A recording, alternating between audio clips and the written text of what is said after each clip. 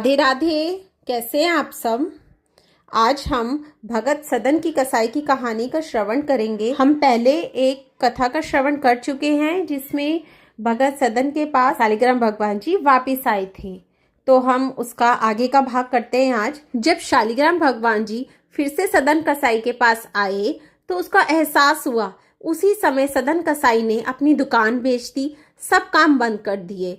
अब बस अपने ठाकुर जी के लिए जीवन जीने लगे।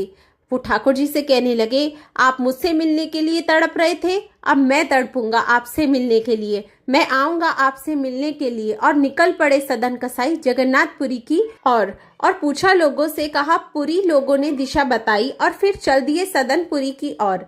मार्ग पर चलते हुए संध्या के समय सदन जी एक गांव में एक गृहस्थ के घर भिक्षा के लिए पहुंचे। घर में दो व्यक्ति थे, एक पुरुष और उसकी स्त्री। स्त्री सदन जी के उस स्वस्थ, सुंदर और सबल पुरुष पर मोहित हो गई। आधी रात के समय सदन जी के पास आई और अनेक प्रकार के अशिष्ट चेष्टाएं चाहने लगी। ये देखकर सदन जी ने हाथ जोड़ के कहा, तुम मेरी माँ हो, अपने बच्चे की परीक्षा मत लो। माँ, मुझे तुम्हारा आशीर्वाद चाहिए। तुम्हारे पति होते हुए तुम किसी और पुरुष पर दृष्टि रखती हो। माँ, ये ठीक है?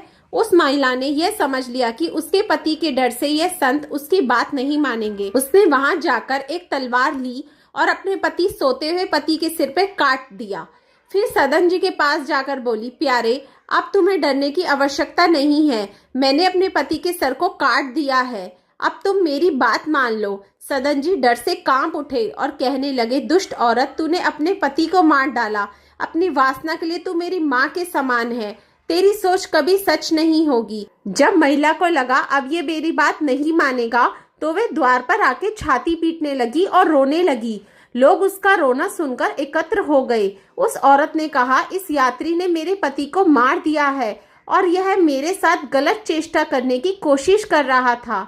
उस औरत ने भक्त सदन को कई तरह से बदनाम किया। कुछ लोगों ने उसे मारा भी, लेकिन सदन ने कोई स्पष्टीकरण नहीं दिया। मामला वहां के राजा के पास पहुंचा। सदन वास्तविकता में अपने प्रभु की लीला देख रहे थे, इसलिए अपराध ना करने पर भी अपराध स्वीकार कर लिया। राजा के आदेश के बाद उनके दोनों हाथों को काट दिया गया। सदना के हाथ कट गए और रक्त की धारा बहने लगी। वह इसे अपने प्रभु की कृपा मानते हैं। उनके मन में भगवान के प्रति कोई भी रोष नहीं आया। भगवान के सच्चे भक्त इस तरह के दुख को भी अपने स्वामी की दया मानते हैं। भगवान के नाम का कीर्तन करते हुए सदन जगन्नाथपुरी की ओर बढ़ गए। वहां पुरी में भगवान ने पुजारी को सपने में आदेश दिया, मेरा भक्त सदन मेरे पास आ रहा है, उसके हाथ कट गए हैं, पालकी लेकर जाओ और उसे आदर पूर्वक ले आओ। पुजारी पालकी लिवा कर गए और आग्रह पूर्वक भक्त सदन को उसमें बैठाकर ले आए। सदन ने जैसे ही श्री भगवान जी को दंडवत करने के लिए भुजाएं उठाई, उनके दोनों हाथ पूर्वतः ठीक हो गए।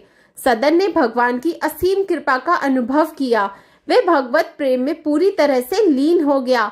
बहुत समय तक वे भगवान के गुणों की प्रशंसा करने, उनके नाम का कीर्तन करने और उनके ध्यान में मग्न रहे। फिर उन्होंने पुरुषोत्तम क्षेत्र में निवास किया और अंत में श्री जगन्नाथ जी के पादों में अपने शरीर को त्याग दिया और वे परम धाम में पहुंच गए। जय जय श्री राधे।